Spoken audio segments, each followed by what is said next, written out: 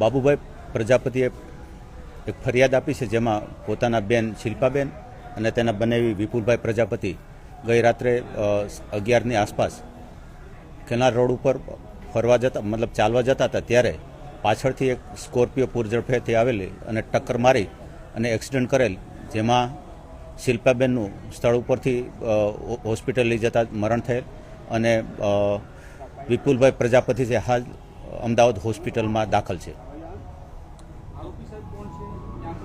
આરોપી ધ્રુવ કનોજિયા કરીને સમા વિસ્તારમાં રહે છે. પોતે પ્રેસ લોન્ડ્રીનો ધંધો કરે છે.